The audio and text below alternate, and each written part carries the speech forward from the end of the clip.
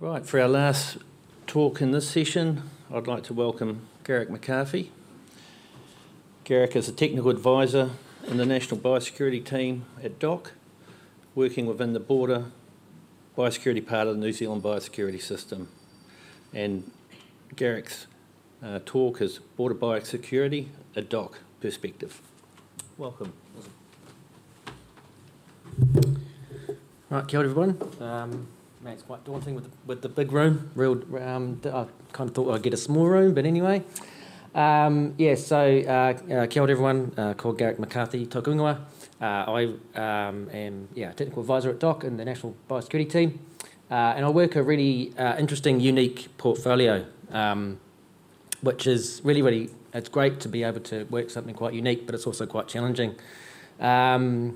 I was at council, at Bay Plenty Regional Council, before I got the job at DOC. I've been at DOC about 2.5 years, and I was there a month, and then Corbicula hit. So that was a bit of a rude awakening, but a really good baptism of fire. In the top right there, that's red imported fire ant. That's, I think it's Australia's biggest response. I think it's tracking at about 800 million at the moment, probably go up to 1 billion. We've had 3 incursions of red imported fire ant in New Zealand. Each one was eradicated. So that just puts it into a bit of perspective there. And then obviously the one at the bottom, that's Callirpa. So Callirpa and freshwater gold clam, won't talk about those too much, but that's the real challenge, is some of these things are going to be here for the foreseeable future. So today's talk, I'll just talk about a bit more about sort of the portfolio that I run. I'll talk a bit more about my sort of perspective, and I say mine because I said when I started putting this talk together, I was talking about a DOC perspective. It's pretty much mine, so it's sort of from my point of view as well, and the way that I sort of see the system working, so that I can work it to the best of my abilities on behalf of the department and on behalf of the native estate and the environment. Those are the 3 distinct work streams: pre-border, post-border, and then post-border sort of established threats. You'll see that picture on the right there. When I started talking about what I do with my daughter, she's 12 years old and really onto it. She said, "Oh, you're pretty much like the Lorax," which I thought was a huge compliment because the Lorax is awesome. But for what I do, and we really are speaking on behalf of that native estate.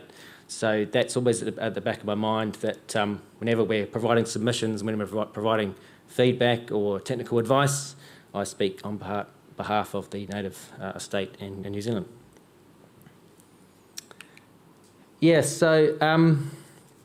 Look, there's been tons of talks over the years, whether it's the pieces of cheese, whether it's the nets up the top there on the top right.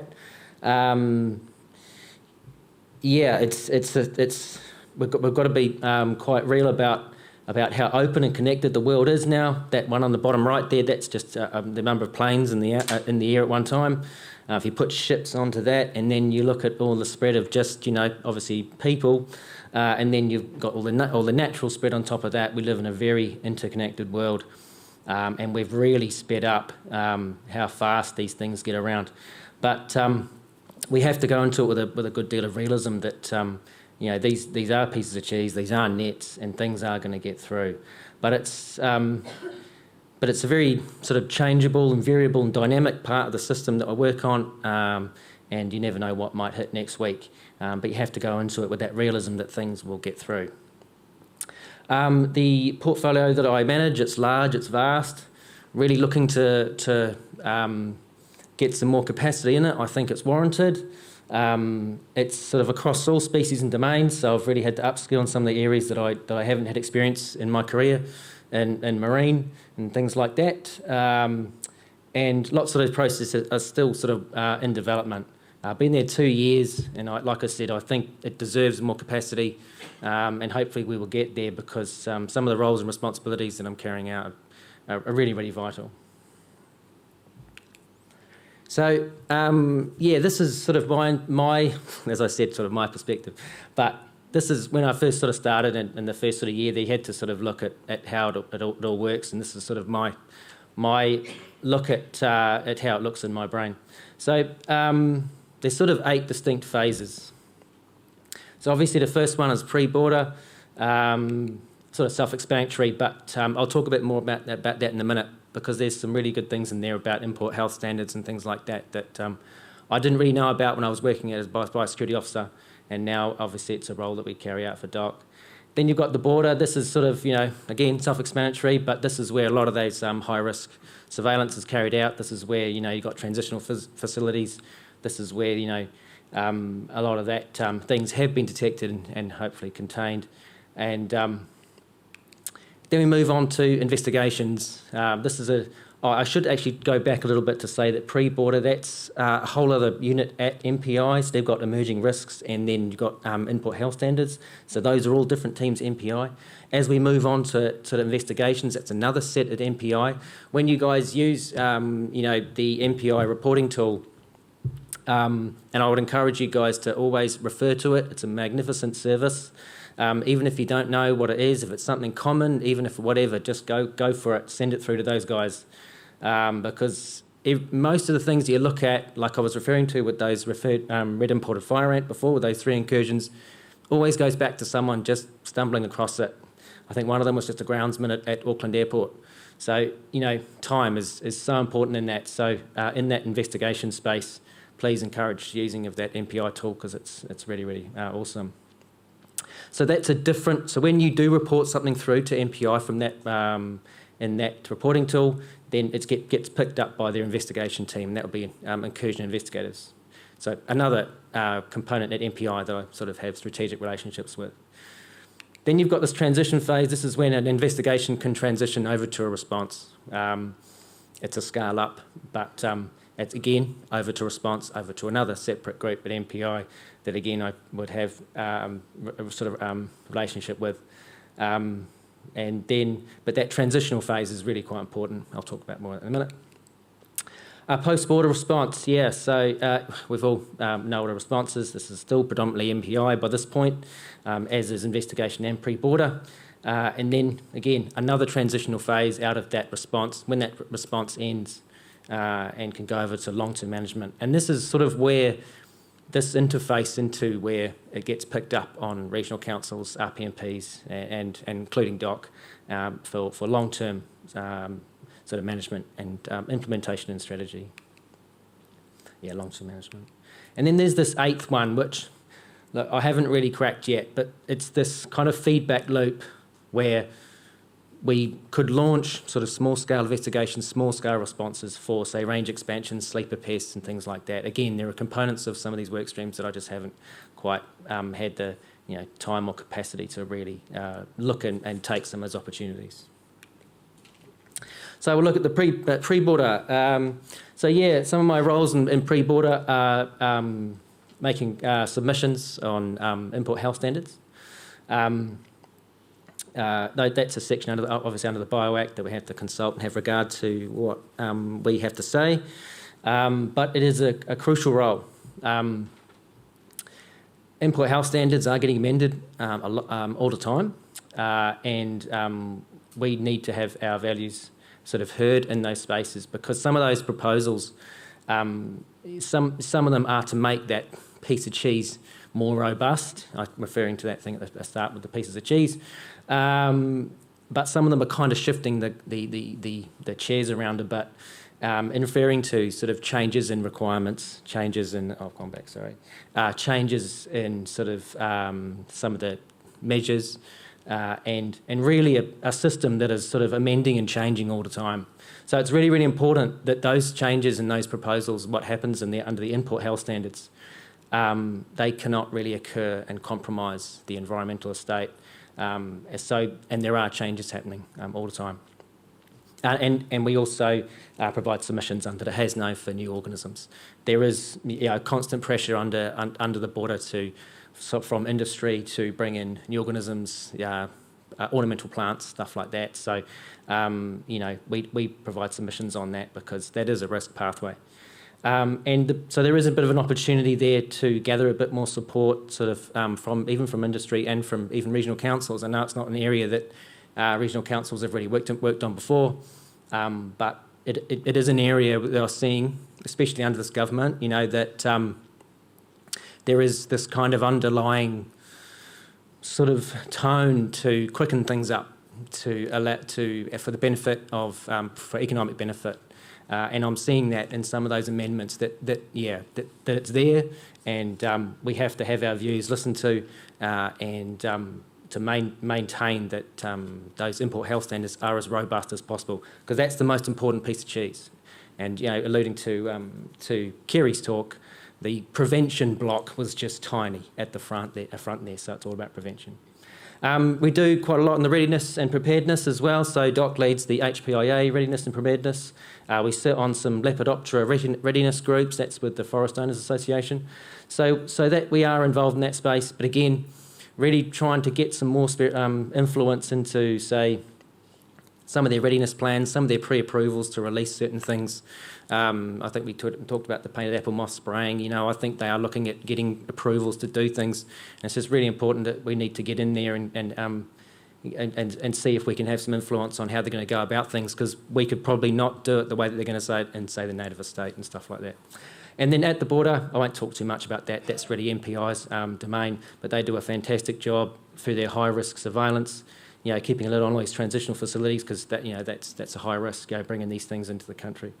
That's that portfolio. Lovely picture of fire return at the bottom there. HPIA could have a huge impact on some of our more critically endangered species. So we'll move over to the next portfolio, to the next work stream. So I talked a bit about the investigations and responses. So this is sort of new things to the country. Hopefully you guys went to the skunk vine talk. So I worked skunk vine through with MPI, I think early last year maybe.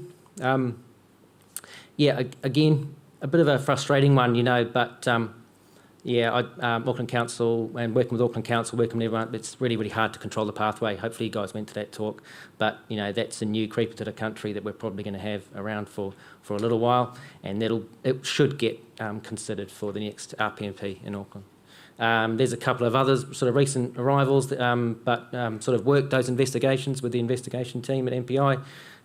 There's a fruit bat, and then just recently, a couple of weeks ago, that's yellow-legged hornet, which has just turned up. And then I talked a bit about the transition over to responses. That's alpine newt at the far on the top right there, which was hopefully eradicated this year, and the response stood down. FYI there, Te Whare Ora do have a sort of a bit of a skin in this game too. They have launched a response for mosquito, and they do have a CTO, so they can launch responses as well. But it's not quite as simple as that. I talked about those transitional phases. So the transitions that occur when it leaves one team at MPI and goes into the other, or it just leaves one team at MPI and that's it, it's just a bit more complicated. But we are trying to fix it, and we are working with MPI on some of these things. So the transition out of investigation. So when it gets recommended up to response, that's a scale up. That's sort of like, that's a big deal. But what happens when it leaves investigations and it gets stood down and then does nothing? And that's not a criticism of MPI, that's just the way that MPI kind of work it.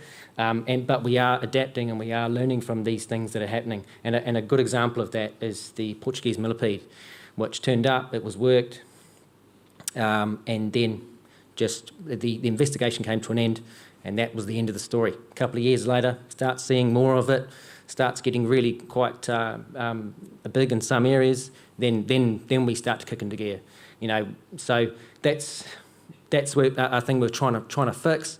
Amelia is doing a talk in a bit about the New Zealand Biosecurity Action Plan. This Action Plan 5 to establish a domestic emerging risk network. Hopefully we'll fix that up, and hopefully it's not just a case of those investigations come to an end of. So really looking forward to being a part of that. The other transitional phase out of response is the other one, this transition to long-term management. It hasn't been working probably as smoothly as it could have done, and we have got some challenges in the way that we transition. And I say we as in New Zealand, we transition things over to long-term management.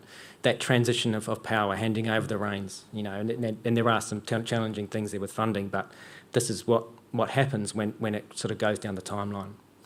And there are some good things happening with that. There's an update of the math organism risk policy from 2008. That's going to be updated, so that'll be really, really awesome. Talk about those roles and responsibilities and some of these key parts of the timeline.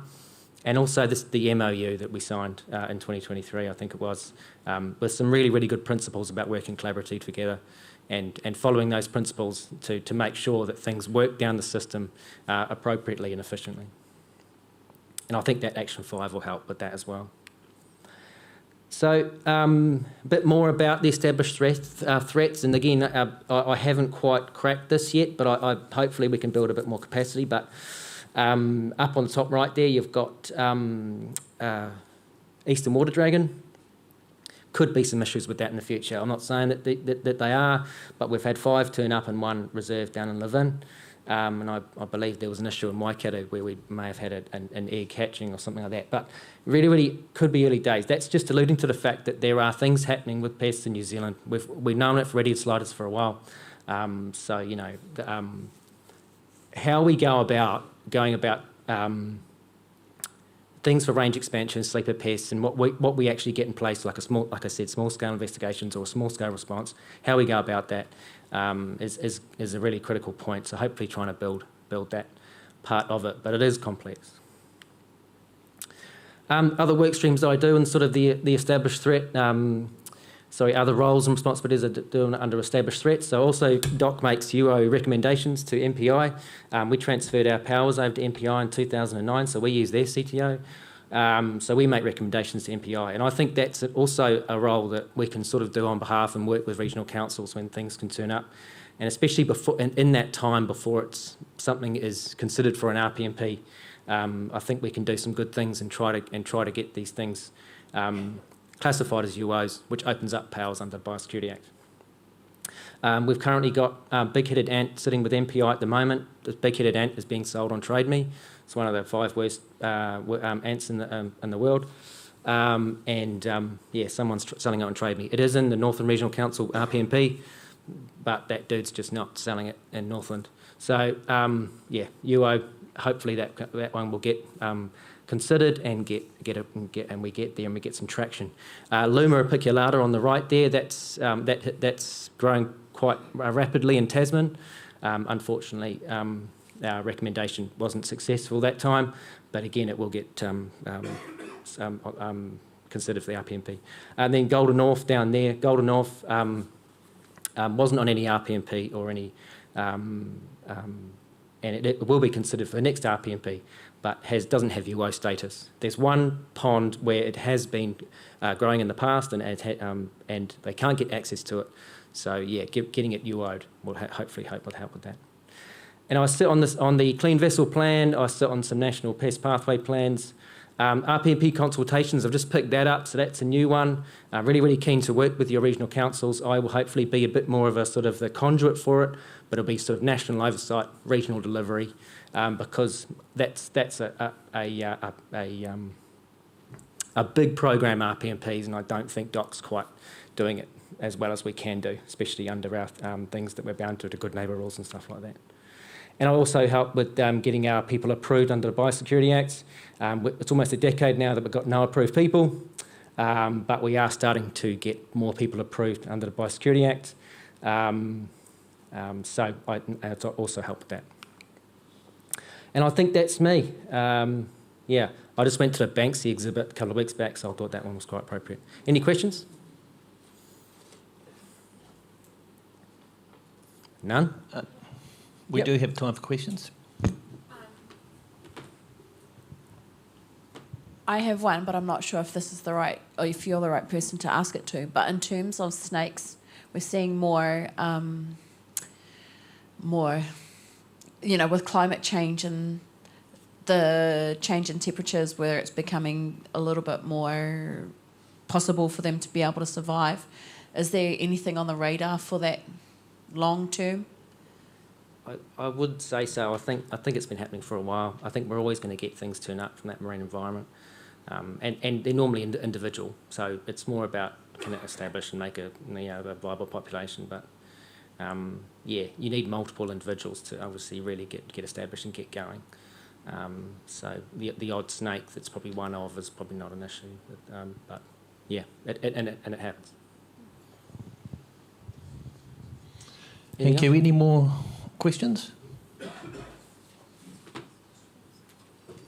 Awesome.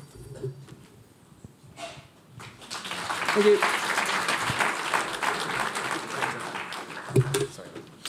Thanks very much, Garrick. And I'd like to again thank all the speakers for this session, for their interesting and informative talks. They've been fantastic.